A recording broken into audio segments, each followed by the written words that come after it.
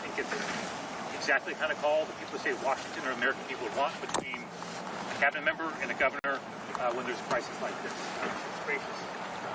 She asked how we were doing here in Washington State. I just deeply appreciate the call and their support. The emergency declaration in a nutshell, as I continue over just to make sure we're clear, helps us navigate the emergency work that's going on right now. Rescuing individuals, for example, clearing debris from highways. A separate conversation will come when we go back to the federal government, obviously, for assistance in the undoubtedly very significant financial resources we will need as we dig out from this major event. That's a separate request that we make to the federal government. Now is not the time for that. We're very focused on what's right in front of us. We just want to make sure we're clear about what this emergency declaration means. It helps us get through the short term, but there will be a separate conversation, and I obviously preview that for the Secretary, that this was going to be very, very significant for the state of Washington. I also want to say a special thank you to our entire congressional delegation.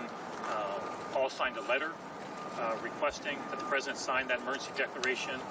Individuals like Senator Cantwell were making phone calls to their extensive contacts within the White House and the administration. This has been a bipartisan effort to request and to get this emergency declaration. So I just deeply appreciate the bipartisan work at the federal and local level from many voices to make this request and to make the case. Making this case was extremely important to the state of Washington. Literally, we communicate essentially a letter to the federal government. That was 48 hours ago. I was sitting next to General Welsh and others down at Camp Murray, literally drafting that, editing that document to make sure it said exactly what I wanted to say to the federal government so they understood the gravity of the situation we were facing. And once again, I just want to say we deeply, deeply appreciate the support of this federal government at a time of real need here in Washington State. We're also deeply appreciative, and obviously information is preliminary. Reports are coming in real time, to put it very mildly. But for the past 48 hours, 2 to 3 days, there have been no reported loss of life at this time. I want to emphasize, of course, information is very fluid. The situation is very dynamic, but we're exceedingly grateful and thankful that our prayers have been answered, that this time no loss of life has occurred. The situation is truly historic. Rivers like the Skagit River and Cedar Rivers literally experiencing historic levels of flooding. And so this is something that the people of the state of Washington have not faced before, this level of flooding. And so we encourage, of course, individuals to follow the orders from their local officials when it comes to evacuation orders. It's deeply important, not just for those individuals and their safety, but for the safety of first responders who are coming to rescue individuals who do not follow those evacuation orders. Thank you for putting in through your media streams, examples of the rescues that have happened, which are, to put it mildly, very, very dramatic, and obviously put first responders at tremendous risk to save people from their cars or from their homes. So please, please follow those orders from your local officials who know the situation on the ground. And just before I turn this over to Senator Cantwell, I'll just emphasize again, the situation is extremely unpredictable. We saw that in Burlington last night, where there was a situation where literally in the middle of the night, about 1,000 folks had to flee their homes in a really dire situation. It is very unpredictable. We are all doing the very best we can to provide the best information, but we want people to know it is very unpredictable. Lastly, I'll just say that, and we just came from this briefing with King County officials. We appreciate the mayor hosting us with the city, and what I'm seeing in every conversation I'm having for these past several days is strong cooperation, and that's probably an understatement, but strong cooperation at every level of government, with local officials, with tribes, with individuals, with community organizations. Every time I ask somebody, and I ask this all the time, is there anything else you need? The answer I get is no, we're getting everything we need. We'll let you know if we need more. And that's exactly the answer, obviously, that I as governor want to hear. But that only happens, I only get that answer, I'm mindful of this, if that level of cooperation is happening on a very deep level. And we are seeing that, and we're going to continue doing that to make sure that Washingtons are as safe as possible. So again, thank you all for being here. I'm going to turn now to Senator Maria Cantwell. Senator. Well, thank you, Governor. Thank you for your tremendous leadership in this very big emergency in the state of Washington. I want to thank our council executive, Gramai, for his leadership as well, the Tukwila mayor, all the King County council members that are behind us, and all the local elected officials that are working 24/7, all the first responders that are working 24/7, and the people of Washington who are helping their friends and neighbors when they need it most without being asked, just stepping up and helping. We know that we have had these 16 counties around the state see unbelievable impacts from what is supposed to be a 100-year event, but it hasn't been 100 years since the last time we had this. And so the issue is that places like Sumas, which is a border crossing, to be flooded out and a border crossing closed, to have Highway 2, which is anywhere from $7 to $10 million a year of economic impact, to be closed, to have the Natchez Highway 12 be closed, another pass that helps us get back and forth in the commerce that we have in our state, to be closed. All of these issues, in addition to the flooding impacts in the communities, in the downtowns, and the dislocations, yes, we in our delegation, all of the Washington delegation led by Senator Murray and the governor, sent a letter to the administration, and the good news is that federal support is on the way to help those local officials and first responders who have been working 24/7 get a little bit relief. I hope they do focus on these infrastructure issues, the ones that cost us so much to our economy, and allow people to get free to flow back and forth across our state. I hope they'll help with these evacuations, and I hope Washingtonians will continue to heed evacuation notices.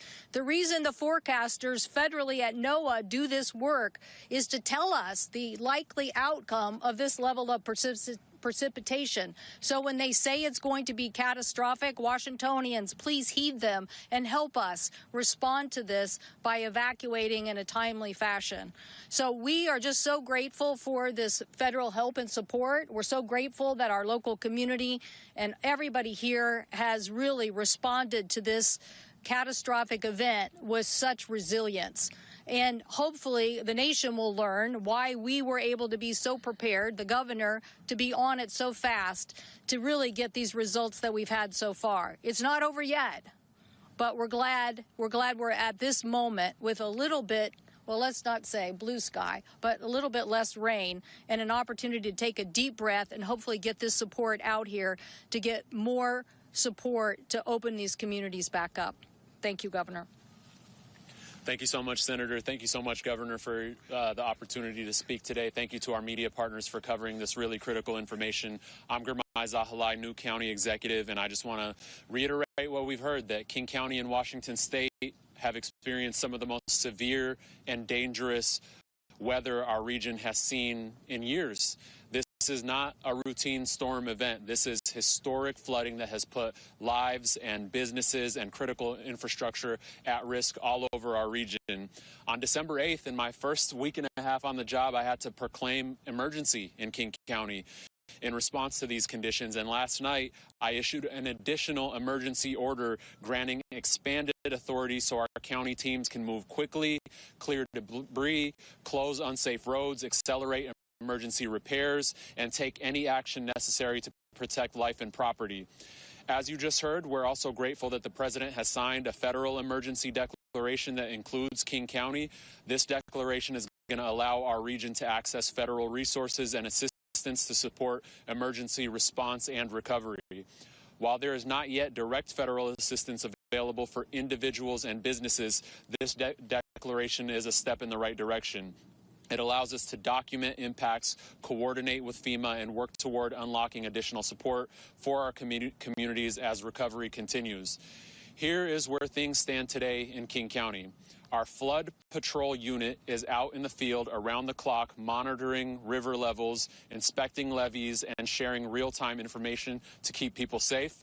During one of those patrols yesterday, county crews discovered a sinkhole right here on the Sigali levee along the Green River in Tukwila. I want to shout out some of our team members. I believe Gary is somewhere out here, but they were out here all night filling that sinkhole. These are some of the workers who have been putting in the work to keep us safe. Immediately, King County's Department of Natural Resources and Parks coordinated with the U.S. Army Corps of Engineers, the city of Tukwila, and King County Road Services to get this filled. Road crews were deployed a special operations team that worked through the night until 1 a.m. to reinforce and stabilize the levee and protect surrounding community. Thank you all again so much for doing that work.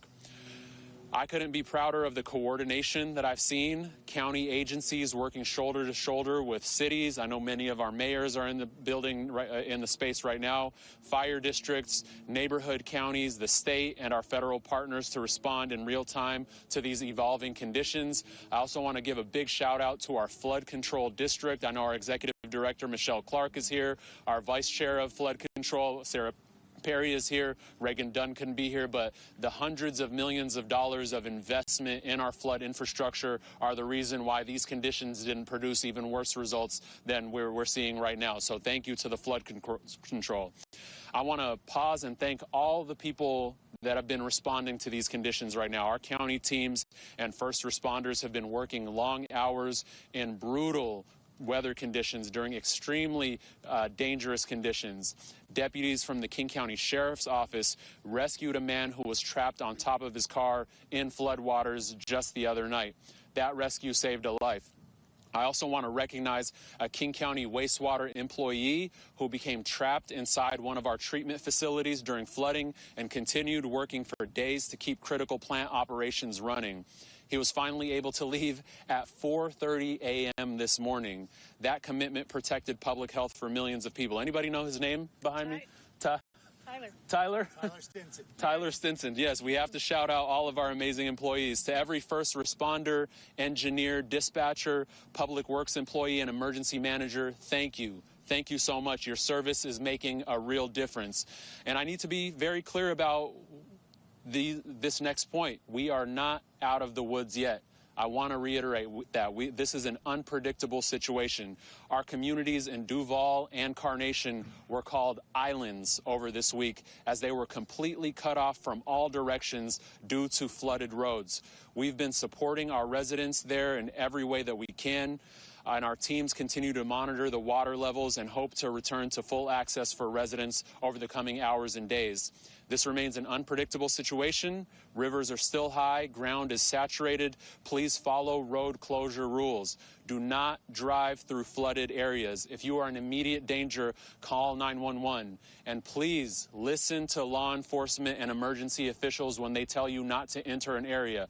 Remember, if you do not listen to their orders, you are not only putting yourself at risk, you are putting our first responders at risk as well. Because if something goes wrong, they are the ones who are going to have to go into dangerous conditions to save you. So please help yourselves and help our first responders stay safe. King County's Emergency Operations Center is fully activated right now. Our top priorities are protecting lives, safeguarding property, and positioning our region for recovery. For the most up-to-date information, please visit kcemergency.com. Finally, in the days ahead, we're going to be asking residents and business owners to share information about flood impacts. This documentation is essential to help qualify King County for additional federal assistance, as our U.S. Senator just mentioned. We're going to continue to show up. We will continue communicating clearly, and we will continue doing everything in our power to keep our communities safe. Thank you all so much. Good afternoon, and thank you for coming to the city of Tukwila. I'm sorry it's under these conditions. But I want to first just express our concern for the communities to the north, to the east, to the south that are experiencing much more difficult situations than what we have here in Tukwila. And our hearts go out to them. I also want to express tremendous appreciation and gratitude to the many staff members at the city of Tukwila, at the county, the U.S. Army Corps of Engineers, my neighboring city, Kent, to the south. There's so many people that come together with emergency management to see the problem and get on it right away, to see crews out here last night doing work. We've avoided some disaster, but there's still much more to do. I can't imagine what would have happened had the levee not held, but there was a quick ability to see the problem quickly and to fix it quickly. That comes with investments in the levee system. And so here in Tukwila, we are grateful, we are appreciative. There's more to do, there's more investments to make in this levee system, but I want to just today express the appreciation for everyone that's been working through the night, through the week here, and we are grateful here in Tukwila. Good afternoon, everyone. I'm Robert Ezell, Director of State Emergency Management, and I just want to give you a quick overview of what we're seeing across the state. We've had two very significant storms roll through our state, dumping large amounts of water. We've had 2 waves of flooding. Last night, we saw all but one of our rivers crest, several of them reaching maximum flood stage, and we have one more on the east side of the state that will crest sometime tomorrow. We've seen coming up that it's going to take a while for the floodwaters to recede. There's a lot of water that fell in the mountains, and it's going to take its time to work through the river drainages. So they're not going to drop quickly, and so we need to keep our eyes on what's going on in the situation that we're experiencing. And then coming up, we see more weather coming early next week, which is going to cause rivers to rise again. Most are not going to raise to the level that we've been seeing. Most are going to stay in the minor flood stage, but we're going to see a handful rise up to perhaps a moderate flood stage, and the Skagit River could rise again to major flood stage close to what we saw going through Burlington and Mount Vernon this morning. And so the situation remains very fluid. It's dangerous, and again, as everyone going before me has encouraged, please heed the warnings of first responders and keep yourself safe. In the State Emergency Operations Center, we've got folks from across state agencies. We have our federal partners from FEMA, from the Army Corps of Engineers. We have voluntary agencies, Red Cross, all partnering together to provide assistance to our local partners. And so it's been an all hands on deck, 24/7 operation to provide help to the counties and the cities that need it. And so with that, again, I just plea for everybody to heed the warnings, to be safe out there, because this situation is not over and is not going to be over yet for a number of days. Thank you.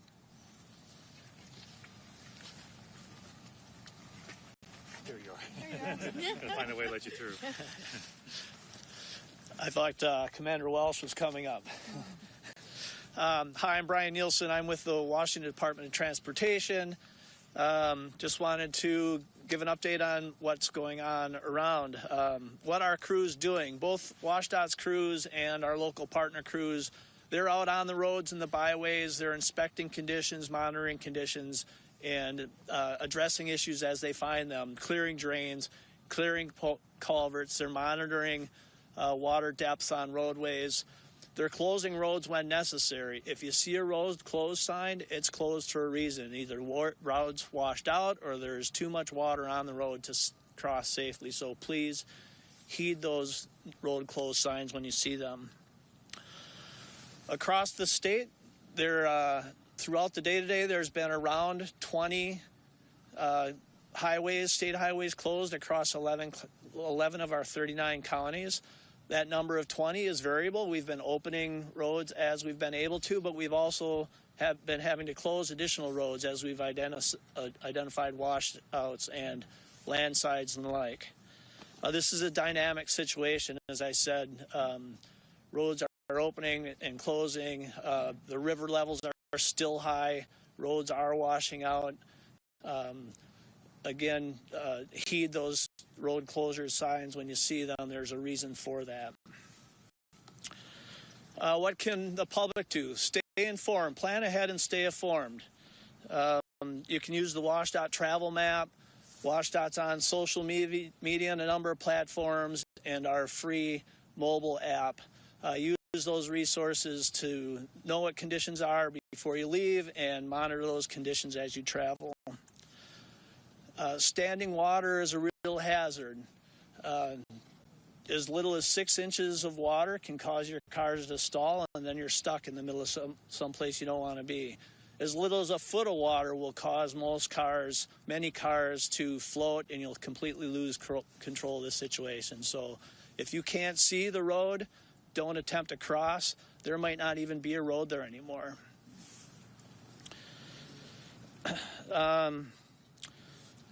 Again, what can the public do? Stay informed, plan ahead, heed your road closed signs, and please remember to drive safe for conditions. And look out for those crews out there. When you see the flashing lights, whether they're amber, blue, or red, or green, that means there's people working on the road. So please slow down, move over, stay safe yourselves, and keep our crews safe. Thank you. Thanks so much. Appreciate it. Thank you, Governor. One last point, then we'll be happy to take your questions. This is not just a 1 or 2 day crisis, right? These water levels have been historic, and they're going to remain very high for an extended period of time. I say that because that puts pressure on our infrastructure. The infrastructure has, for the most part, withstood the challenge so far, but that's once again one more reason why we emphasize how dynamic and unpredictable this situation is there is a lot of pressure on our infrastructure, and we're mindful of that and want to make sure the public is aware of that as well. With that, we're happy to take any questions that any of you have, and others may be coming up. If you come up to help answer a question and you've not spoken yet, please introduce yourself for the folks that are here. That'd be great. Yeah. What specifically does the FEMA emergency or the emergency declaration the president signed open up in terms of money for the state or local government or for people? Does it guarantee any money, or does it just allow the teams to come out and participate in a damage assessment? So I'll repeat the question very good here. So the question goes to the emergency declaration that we received. Does it guarantee any money, or is it more focused on the emergency response? What I'd say was it does not guarantee any money. We are, of course, going through that document. There are some differences from our request and what came back from the federal government. I don't want to get out ahead of that. We need to go through and just compare that. So my understanding, for example, is Cowlitz County was on our list of counties we were requesting assistance from, and Cowlitz we don't believe was on the list that came back. We don't know if that's inadvertent or if that was intentional, so we're going to follow up on some of the details of what we received back from the federal government. So I think the fair response to your question is no guarantees of financial resources. I did discuss that, though, with Secretary Noem. She did mention the fact that there's a potential for resources to help us out in the short term with the situation that we're facing. But as you might imagine, there's a lot going on right now. The team is going through that. We're going back in touch with FEMA to make requests along those lines. But Secretary Noem did say to me in our conversation that there'd be resources very potentially available. She gave me her cell number. She encouraged me to reach out to her directly if those weren't forthcoming. And so I'll be following up directly with her. The team is coordinating with FEMA in real time. As soon as we get more details on that, of course, Jim will provide that to you. Just things are happening fast. We want to make sure we get our information exactly right. Sure. Does that mean that last line in the press release it talked about 75% of emergency protective measures? Does that mean we're only receiving 75% of the usual funding you'd get in a situation like this? I may turn to. I believe I know the answer. I don't want to get that wrong, but I think I know what that means. But I'm going to turn to Robert. Robert, go ahead. It means that the capabilities that we get, there's a 75% federal cost share, and then the state and local will pay 25% of the cost for those resources. That's standard, correct? Yeah, that's standard. I just want to. Yeah, exactly. Other questions that folks have? Oh, sorry. Yes, go right ahead. Yeah. One more, just my second one was, I've been into a lot of low-income communities where people have lost everything. So I know this funding isn't specifically to help those individuals, but what is the timeline that you're looking at for seeking funding that would help some of those communities? So we will be moving as quickly as we can. I've already had briefings with the team about how quickly can we move before we make that request. There is a process for that, as you know, right? And so we need to, in fact, I think it was alluded to, I think maybe Germay mentioned others, we need to coordinate with local jurisdictions to get the information of the overall cost and damage to the state, to estimate that, to make that and present that to the federal government. So there's a process for that. But I've already communicated with my team. We've been talking with National Guard, local elected officials, that we're going to move as quickly as we possibly can to gather that information and make that request in as timely way as possible, because we're very mindful of exactly what you said, whether it's individuals or whether that's impacts to local jurisdictions, to our infrastructure. There's going to be massive impacts as we dig ourselves out from this. And so the one thing I can guarantee is we'll move as quickly as we can. Once we have a sense of the timing of that, we'll obviously let the public know as soon as we have that. But that will take some period of time to gather that information to make our request as strong as possible. But they do. FEMA's declaration, which the governor got done in record time, I think, if you look up the time at which you actually filed that to the response, they can help with the clearing of the roads, and as you can hear from DOT, we need a lot of help on that, and there's massive infrastructure damage on this, so that's so helpful to have them helping with that. They can help with evacuations, and they can help with shelters. To your last point, they can help with shelters. The rest of, so this is an emergency declaration. You will then ask for a disaster declaration later, and that disaster declaration is when you could get individual support. Thank you, Senator. Anything else we missed on that? Wonderful. Thank you. Yeah, Jake, yeah. An estimate of how many people have been rescued and the total evacuated? I'll repeat the question for folks who hear it, and I'll turn to others. We've been talking about that. So the question is, do we have a sense of how many folks have been rescued? So that was a question that I asked in the briefing earlier. So I think we have folks from King County who can speak to a sense. It's not a precise number, but a sense of that. And I'll see if Robert or others can speak if we have a number statewide. Just before folks come up, obviously, we're getting reports. We're trying to accumulate that as quickly as we can. I just want to say any number we give you, it's preliminary, and we appreciate you understanding that we're moving as quickly as we can to get that information. We get on the council? Yep, there you are. Yep. Sure. Thank you, Governor. Brendan McCluskey, I'm the Director of Emergency Management for King County. In King County, it's been dozens, and really the remarkable ones are the dramatic ones you're seeing, where our King County Sheriff's Office and others are sending out the helicopter that we have or the Marine Rescue Unit to pick people off of cars and off the top of trees and out of houses. So dozens rescued, many dramatic ones. Is there anything we can say in terms of a statewide sense? I know it's not precise. We don't have a number.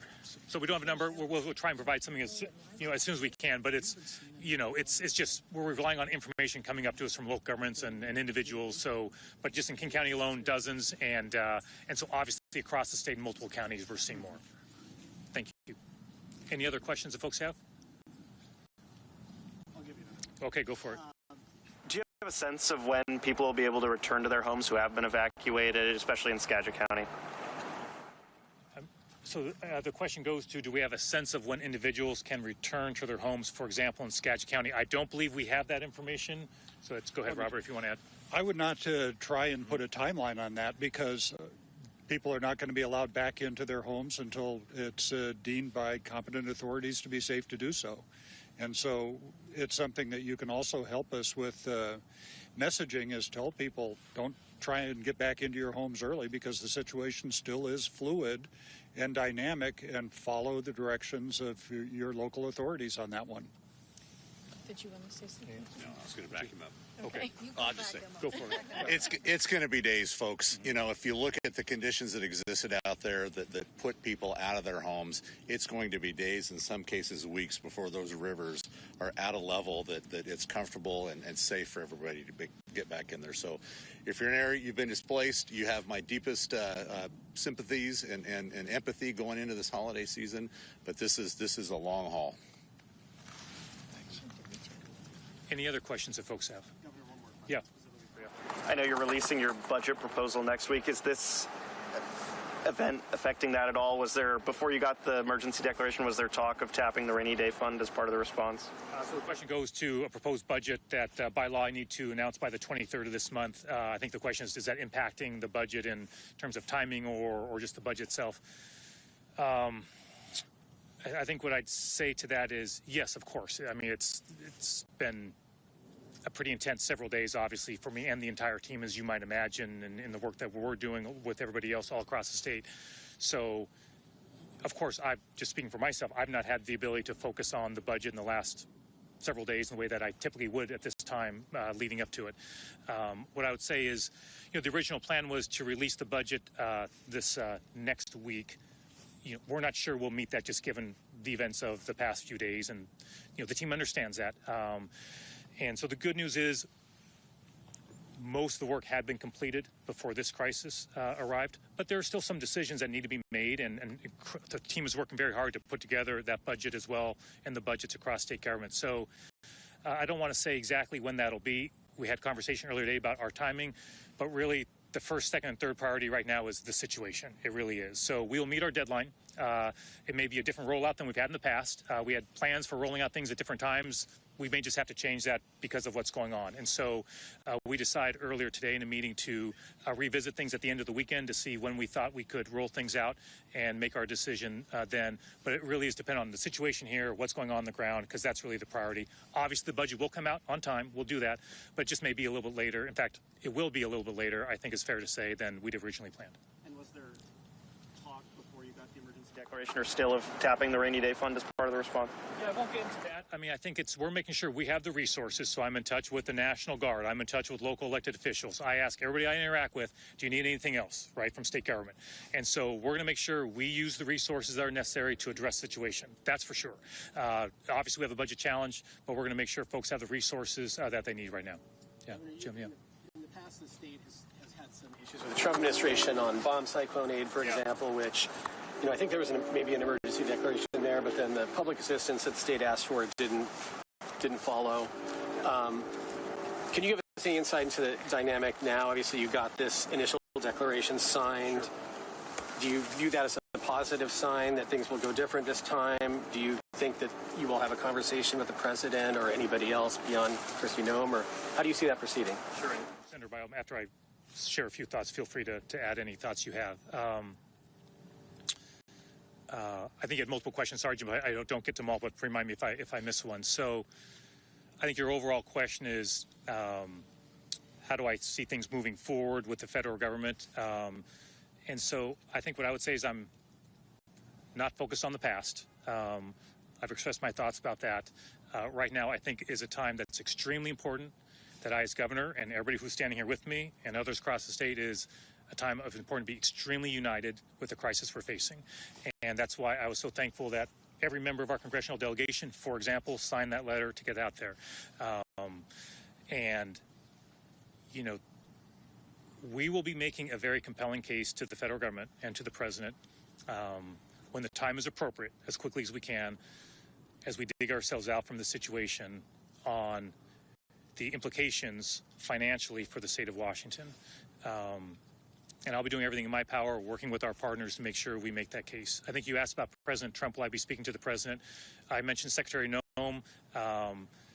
You know, I welcome a conversation with the president to say thank you for granting this, but also to make additional requests when the time is right. We've made that request through channels for the past few days as well, that I've been open to a conversation whenever is appropriate for the president. And I asked Secretary Noem to pass on my thanks to him directly for this declaration. So I guess just what I'd say, Jim, is, you know, not focused on the past, focused on the future, but it will be extremely important to receive additional support from the federal government, and we'll be doing everything we can to make sure we do that in a thoughtful way. Senator, anything you want to add on that?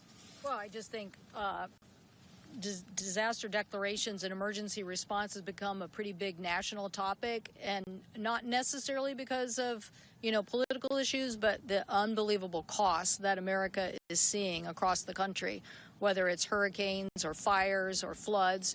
And so I do think there's a lot of discussion nationally about how to improve the system. But on this particular instance, and I did talk to Transportation Secretary Duffy this morning about this, is that the cost here to our economy and to the nation's economy by not getting further help on these repairs, if you really are having cross-state highways or aspects even of our commerce along I-5 impacted, then it really is costing the whole nation. So we hope that they'll take that into consideration and really understand what the disaster really is going to do to everyone, and hopefully look at it positively. Thank you again, everybody. I know you're all extremely busy. We appreciate your time. On behalf of everybody here, and Mayor, once again, thank you for hosting us at City Hall, where we had, I just should mention, I'm not sure if I explained enough, but we had a lengthy briefing at City Hall with many folks who are here and others helping to update us on what's going on, answer questions, provide information. That information, we're deeply grateful to the city for providing that. And look, just to conclude, for Washingtonians, our prayers are with you. Please follow the orders you're hearing from local governments. And we so appreciate all of you covering this crisis to help out the people of the state of Washington get the information they need during a really challenging time. So we just so appreciate all of you being here. Thank you so much, everybody. Thank you so much, Governor. Thank you. Can I just remind people that going downhill is even harder? Yeah, I bet. That's right. Jagged rocks everywhere, heavy equipment. Appreciate it.